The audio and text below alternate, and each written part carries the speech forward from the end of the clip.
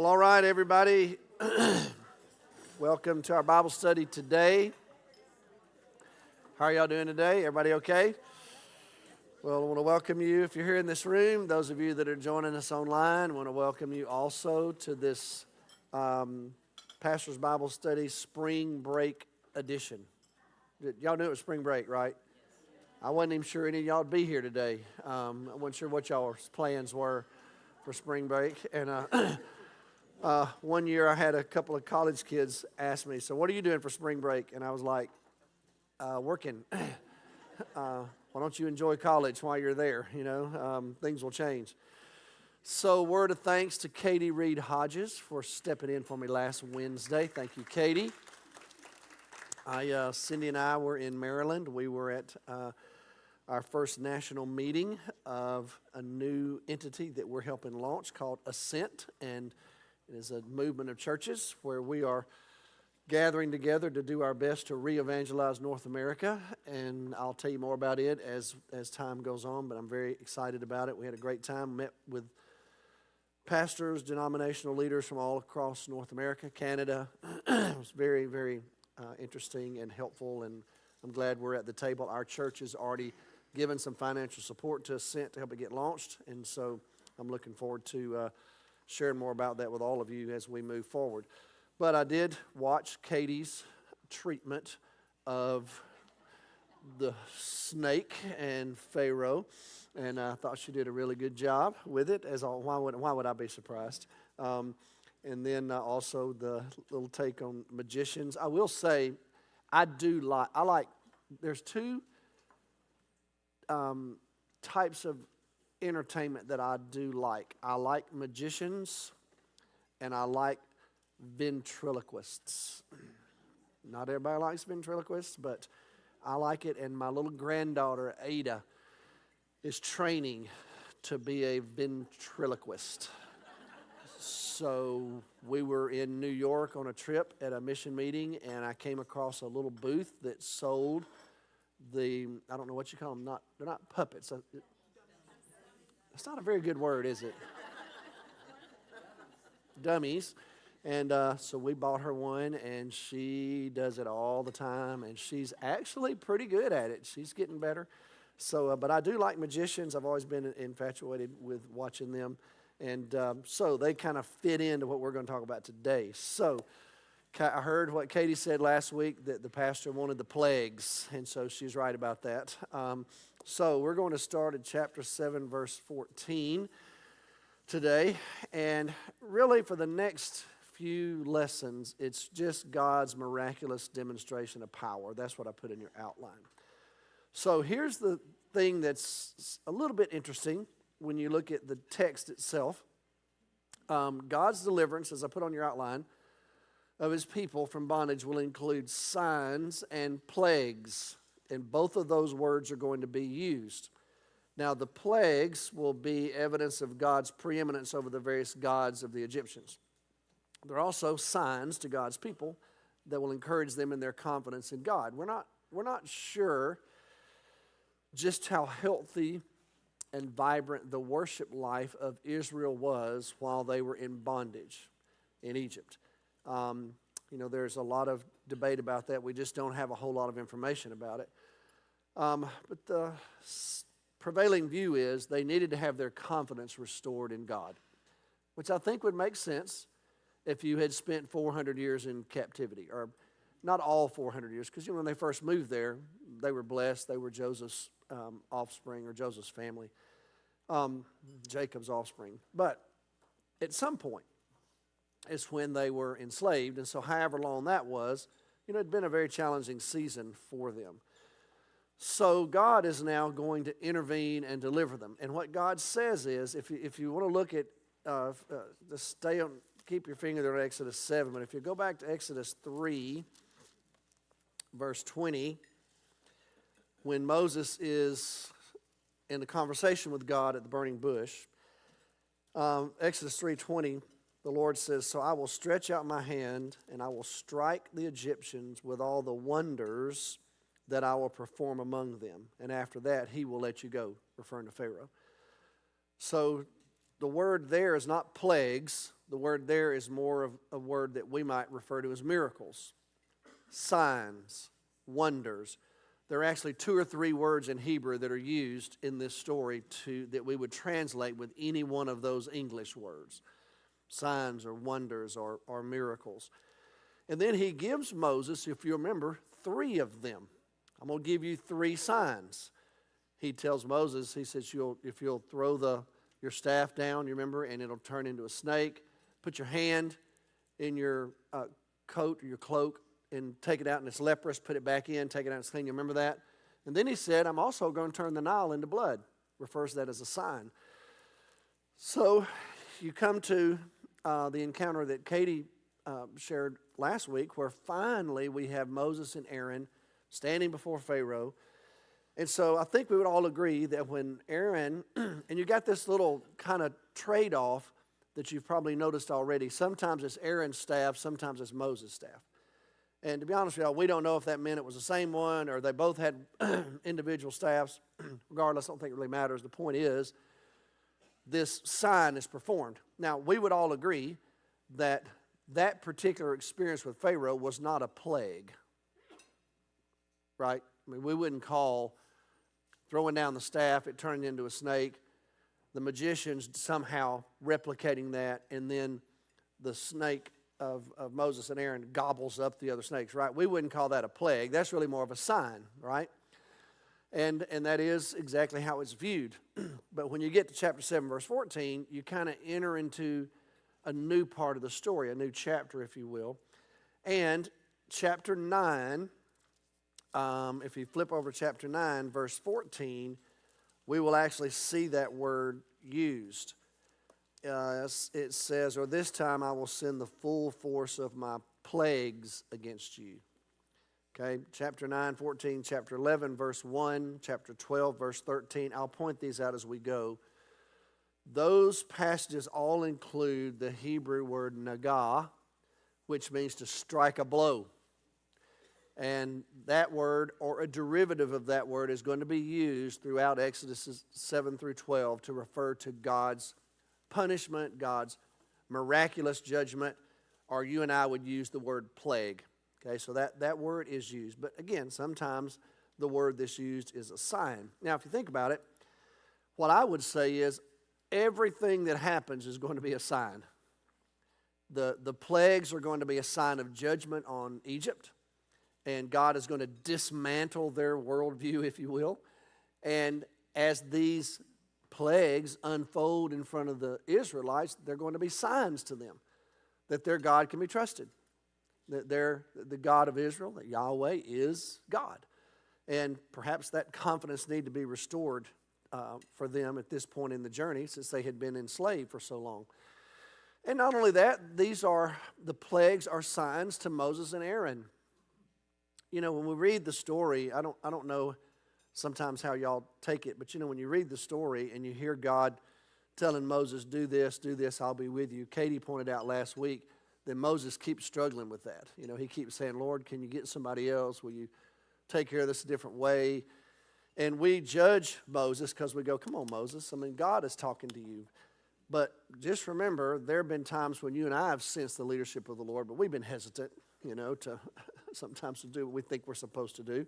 Well, Moses was human. He's just like us. And so he struggled. He needed some encouragement. And so these plagues, I think, are an encouragement to him. I think I would be encouraged if God had told me, y'all throw this staff down and it'll turn into a snake. If you throw it down and it turns into a snake, I would probably be encouraged. Wouldn't you? That, okay, this thing might just work here before it's over with. So the signs are there for everybody. And so I think it's okay to view the plagues themselves as signs, as wonders, as miracles that where God is just intervening. Now, many times, obviously, when you use the word miracle or wonder, it has a much more positive connotation. You know, it's God interrupting nature. It's God using nature, or sometimes exacerbating the forces of nature, bending the forces of nature, if you will.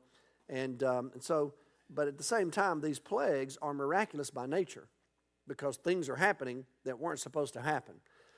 So with that said, let's just look at the plagues. There are 10 of them, I guess is what we would normally say.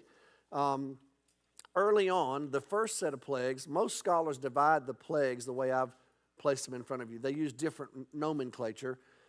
But the early plagues, the blood, the frogs, the biting insects, some scholars disagree with the first one.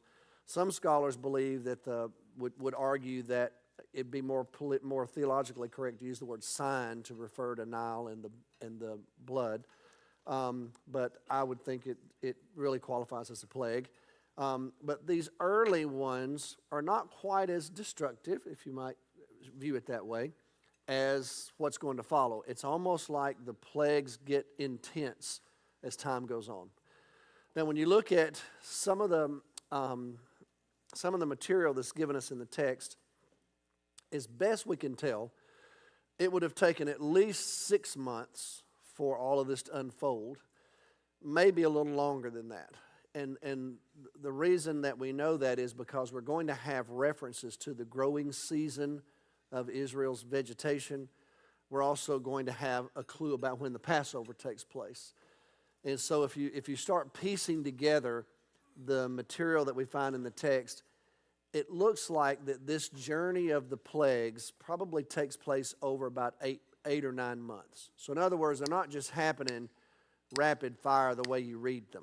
Does that make sense? It's going to take a little while for these to actually play out. All that does is to me, it just creates the sense of tension of the drama. You know, this is going to take a little while to play out. And how long is it going to go on? How many of them are there? You know, now we're reading it from this side, so we've kind of got a little bit of a clue, but they didn't have it as they were living through it. So the early ones, the blood, the frogs, my favorite one, I got to admit, is the frogs. I think that's probably one of my favorite miracles in the Bible. And we'll talk about it next time. And one of my all-time favorite answers in the Bible is in that story when Moses asks Pharaoh. Pharaoh says, "Can you get rid of these?" And Moses says, "When you want me to do it?" And Pharaoh says, "Tomorrow." It's one of my favorite answers. I just have always wondered, why tomorrow? Why not like right now? But anyway, it's just a whole nother. We'll talk about that next time. Little cliffhanger, okay? And then you've got the biting insects, you know, the gnats or whatever they were. Now, you know, for a boy from Alabama, I would probably refer to them as gnats. If you ever spend any time in the summer in Georgia, you know, you want to be above the gnat line. And a lot of people don't even know what that is if you're not from there. But if you actually go there, there's a certain line where gnats don't live above. Latitudinally rather, but they do live below the gnat line. And so I used to go, I've been a couple times when I was a kid to Sandersville, Georgia, where my uncle owned a dairy farm, and it was unfortunately below the gnat line. And anyway, so then the next set of plagues are just a little more intense. When you get to the swarming insects and the animal disease and the skin sores and you know, now we're getting to where there's a little more actual human suffering. Then you get to the next set of plagues, and they become much more destructive with this destruction of animals and possessions and territory and people.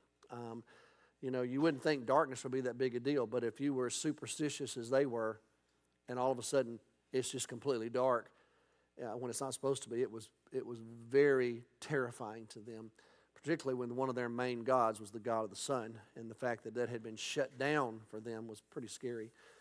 And then finally, of course, it'll culminate in the last plague, and that's going to be the death of the firstborn. So there's a sense in which these plagues kind of grow in their intensity and in their scope. Now, it's interesting when you look at the plagues and the signs. One of the questions that is asked sometimes when you're looking at all this, the first question that's usually asked is, did this all just really happen? That's the first scholarly question. I mean, is there any kind of evidence that this happened? Second question usually is, are there any natural explanations, you know, for it? Are there things we could look at and go, well, you know, this time of the year, there are always gnats. Or this time of the year, there's always hailstorms. Or this time of the year, there are always swarming locusts. Does that make sense? In other words, could you kind of go back and look at the calendar and go, well, you know, actually, this kind of fits in with what was being experienced in general in Egypt. And I would just tell y'all, based on the research I've done, there's a little bit of credibility to that perspective. They do tend to kind of fit in with the flow of natural events in the life of the Egyptians. We'll talk about that here in just a second. But the other question, though, that you get to is, well, what happened to Israel when all this was going on? What about them? Were they experiencing all this? In fact, at one point in the story, Pharaoh's going to actually send some spies into Israel where the Israelites live just to see, is this happening to them also? And evidently, it appears that as we make our way through the journey, Israel is going to have a hand of protection over them without them really having to do anything until you get to the last one. And when you get to the last one, they're actually going to have to participate with God if they're going to experience God's grace, if you will, on the night of the Passover. Okay? So the grace of God is on display here in the lives of the Israelites while all this is unfolding in front of them in the lives of the Egyptians. Okay? So I would tell you that on the one hand, you could probably argue there's a little bit of credibility to the flow of the natural rhythm of natural events in Egypt. But here's the problem with that. They take place on demand. Does that make sense? In other words, when Moses says, God says, do this, Moses does it, then it just all happens all in one fell swoop. So that kind of undercuts the idea that maybe these were just some natural occurrences that Moses would take advantage of, so to speak, because God gave him a because God's kind of the original meteorologist. He can actually predict the weather, right? But it turns out he can do more than predict the weather. He can make things happen on demand. And that seems to be what happens here. So that's why, even though there's a sense in which there might have been somewhat of a rhythm to how these things played out, there's no question they're in the hands of God, though. And Moses and Aaron are the instruments that God's using. Okay? So with that said, now that you're eating, let's talk about blood. I think that would just be, I love these noontime conversations. But let's just look at the text. So we've had this encounter, as I said, that Katie shared with y'all last week, where you get to the end of it, and Pharaoh's heart became hard once again, and he just wouldn't listen, which is what God had told him. So verse 14 of chapter 7. So then the Lord said to Moses, Pharaoh's heart is unyielding. He refuses to let the people go. Go to Pharaoh in the morning as he goes out to the river. Confront him on the bank of the Nile, and take in your hand the staff that was changed into a snake. And then say to him, the Lord, the God of the Hebrews, has sent me to say to you, let my people go, so that they may worship me in the wilderness. But until now, you've not listened. This is what the Lord says. By this you will know that I am the Lord. With the staff that's in my hand, I will strike the water of the Nile, and it will be changed into blood. The fish in the Nile will die, the river will stink, and the Egyptians will not be able to drink its water. And the Lord said to Moses, tell Aaron, take your staff, stretch out your hand over the waters of Egypt, over the streams and canals, ponds and reservoirs, and they will turn to blood. Blood will be everywhere in Egypt, even in vessels of wood and stone, even if, in other words, if they've gathered up some water, for purification or for whatever. Moses and Aaron did just as the Lord commanded. He raised his staff in the presence of Pharaoh and his officials and struck the water of the Nile. And all the water was changed into blood. The fish in the Nile died. The river smelled so bad the Egyptians couldn't drink its water. Blood was everywhere in Egypt. But the Egyptian magicians did the same things by their secret arts. And Pharaoh's heart became hard, and he wouldn't listen to Moses and Aaron, just as the Lord had said. Instead, he turned and went in his palace and didn't even take this to heart. And all the Egyptians dug along the Nile to get drinking water because they couldn't drink the water of the river. So, here's the first plague after the first sign, which is the story of the staff and the snake. And it's the miracle of turning the Nile into blood. So, what's at play here is the Nile is the lifeblood of Egypt. Egypt's civilization settled along the Nile River. It stands to reason because there's so much desert there. And they had a whole pantheon of gods that accompanied their understanding of the Nile. And in this story now, the lifeblood of Egypt, the Nile itself, and its accompanying gods were no match for Yahweh. Every year the Nile overflows and floods, and what that does is it enriches and provides nutrients for the soil. Those farmers knew after that you could plant and you could grow incredible crops. They also obviously used the fish for food, and the Nile was also used for water. All these springs and streams and everything, pools that kind of sprung off of the Nile, they captured the water of the Nile. It was just their lifeblood, and they were totally dependent upon it. It was the heart of their economy. It was at the very center of everything they did. They built their lives around its ebb and flow. Cindy grew up in Mississippi. Well, the Mississippi River is a lifeblood in Mississippi. You know, that the Delta area, it overflows. It provides so many nutrients for the land. It's very rich in farmland. But you got to live with the challenges of being that close to a massive river that you don't have any control over. It's changed somewhat, now that we have corps of engineers and those kinds of folks that try to help with it. But I think you know what I mean. It is a lifeblood for that community, and but the good news is I was able to rescue her out of that and get her into the Alabama. I got her out of Mississippi and Georgia and upgraded her station in life to Alabama, and she's never been the same. But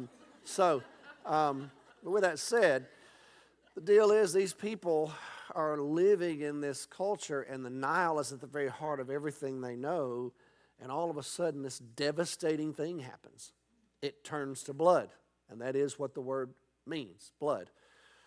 Cause scholars all kinds of problems. They say, well, you have this red algae-like stuff that grows in the Nile River. The Nile River is really bloody. Y'all have one of those here on the border of the northern part of the state of Texas. You got the red, they call it the Red River for a reason. I used to pastor in Oklahoma, and I know how that red sandy loam soil is right there just north of the river where I pastored a church up there. Cindy and I were there, and they grow peanuts there, and they love that sandy loam soil, and it's red, and it gets into everything. It just gets into everything. And when it's dry, it gets all in your food. They used to grow asparagus for it, and you couldn't eat it because it was just full of sand, and you had to kind of get all that out. But you could sometimes see, you knew why they called the Red River the Red River. Sometimes when you drive over that bridge on 35, it was red. Some scholars say, well,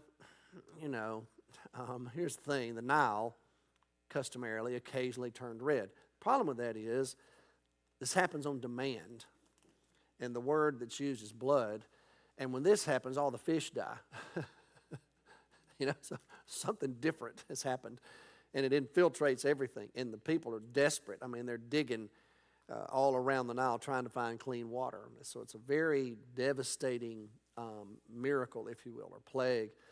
And it lasts for 7 days. If you look at verse 25, 7 days passed. So we got a whole week of this.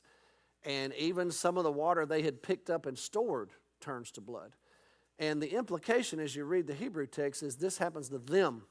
So this happened to the Egyptians. Somehow or another, the Israelites evidently still had water to drink. We don't quite know what that meant. They must have had clean wells and maybe water stored for them. But the Nile River was affected all throughout. Well, so what's going on there? Well, I think it's interesting that this is the first plague. Think about how the story is going to end in Egypt. It's going to end with another miracle in the water. When they cross the Red Sea, remember what's going to happen is He's going to part the waters for the Israelites to cross on dry ground, and then Pharaoh's going to have that change of heart again, send his chariots after the Israelites, and they will be engulfed by the water in the Red Sea. So there's a sense in which these are the parentheses, if you will, the beginning and the end. The beginning is a miracle in the water, and the end is going to be a miracle in the water. And this is not the first time that the Nile has been filled with blood. Right? Because remember Exodus 1, what did Pharaoh command the Israelites to do with all their male children? Throw them into the Nile. So the Nile was the instrument of death for these Jewish babies. And so now here we are, and God is using the Nile River to become a stench in all of Egypt. And it's now filled with blood. It's almost as if this is a reminder, if you will, of what you've done to my people. And now first thing I'm going to do is for a season just curse this river and send a message to you. It's also interesting to me that the Nile River was what actually saved Moses' life. right? I mean, the very first miracle is going to be accompanied to something that's a part of Moses' story. Moses knew about the banks of the Nile River. Now, he didn't remember it because he was an infant, but he'd heard that story many times. Pharaoh's daughter will find Moses in this very river. And now we find, evidently, verse 15, Pharaoh goes out to the river every day. Was it to find water? Was it to, I wouldn't think it'd be to take a bath. I don't think Pharaoh went out in public and took baths, but there was some kind of ritual that must have been a part of his life. But the other thing that's also important to our story is the Nile River was deified by the Egyptians. They held it in high esteem. You could almost say it was godlike to them. Now, they had a whole pantheon of gods. As best we can tell, there are about 80 of them in Egyptian culture. And they're all connected to evidences of nature or the needs that human beings had. The Nile River was one of the principal expressions of godlike activity for the Egyptians. They had a god named Apis who was called the god of the Nile, and he was worshipped. But Osiris was the god that was reborn every year, and supposedly the Nile River was the bloodstream of this particular god. And they worshipped these gods. They made sacrifices to them because they depended upon the Nile River for their life and their livelihood and their economy and pretty much everything they did. And so there were all kinds of rituals. You find evidences in the Egyptian history of how they worshiped the gods of the Nile River. And again, it's at the very heart of who this community is. And so the very first plague is God basically saying that these gods of the Nile are no match for me. And the Nile itself is no match for me. In fact, if I want to, I can turn it to blood just like that, and all the fish will die, and you'll have nothing to eat or drink. And so, pretty powerful message of destruction for the Egyptians. Now, they're desperate, so they're like I said, the text closes, they're digging for water, okay? Now, here's what's interesting when you read these first couple of plagues and signs. You do have to take into account the trickery of Pharaoh's magicians. So Pharaoh has this team of sorcerers and magicians who are able to match, at least at a limited level, the plague. Now, later in, I think it's in 2 Timothy, isn't that right? Paul will refer to a rabbinic tradition that 2 Timothy, let me find it, 3 verse 8, Jannes and Jambres are their names. These two men, we find their names in rabbinical literature as the magicians who opposed Moses. So Paul actually refers to them in 2 Timothy 3 verse 8, just as Jannes and Jambres opposed Moses, and then he goes on to compare them to the opposition that he's facing. So these magicians at some point in the journey have been given names by the Hebrews, okay? Well, it's interesting what they're able to do. As I told y'all, it's one of my favorite forms of entertainment are magicians. I always appreciate it. I also like to watch those videos where sometimes the magician will do something and a person behind them will then show you how they did it. You know what I mean? And you're like, oh, man. But I've always been fascinated by it. Well, these magicians, these sorcerers, were able to do things on a limited level. And what I would contend is I believe that they are spiritually empowered. I think it's more than sleight of hand. I think these folks had power from the forces of darkness. It would make sense because Egypt was just full of dark magic. That was just a part of who these people were.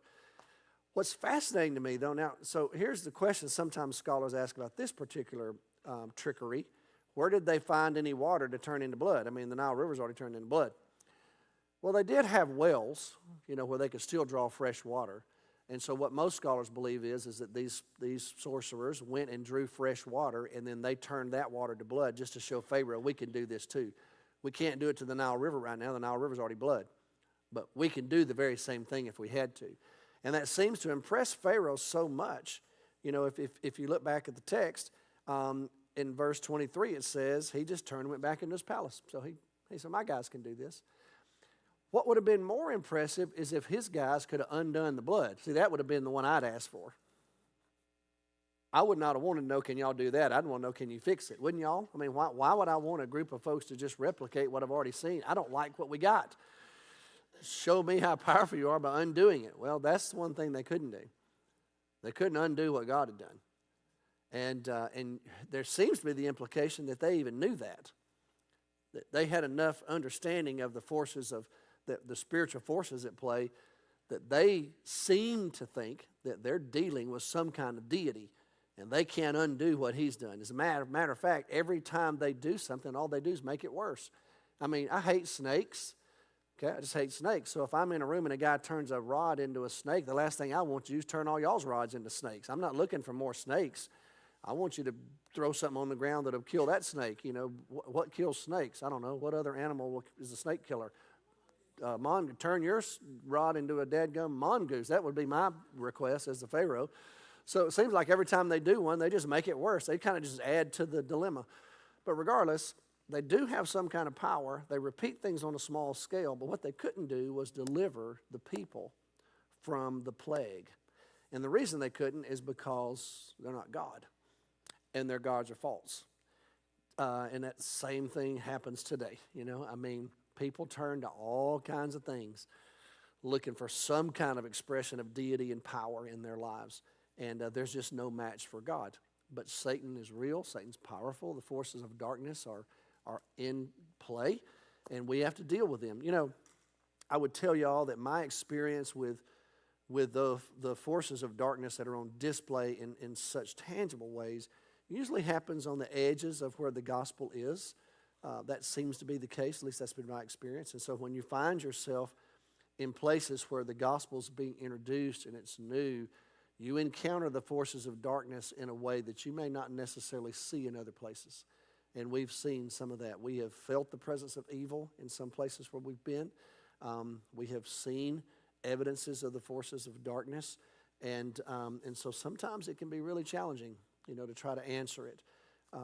Places like we've been in Costa Rica, you know, there are these shamans there that perform all these rituals, and they can do some very interesting things. What they can't do is create a world and bring salvation to mankind and solve the real problems of the universe. They can't do that. They can make rocks float, you know, as if that does anything for anybody.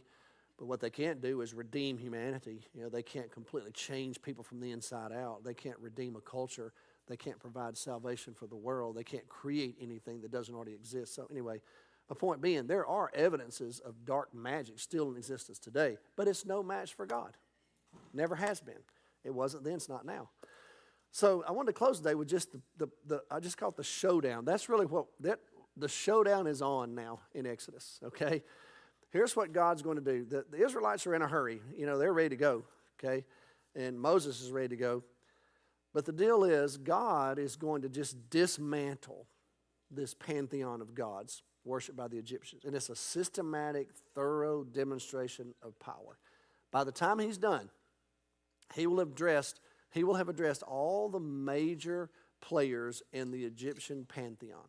He will have addressed all their major gods and goddesses, and really their entire worldview of how they think everything works. He's going to touch every bit of it and just dismantle it in front of them so that there will be no mistake that Yahweh is the only true God.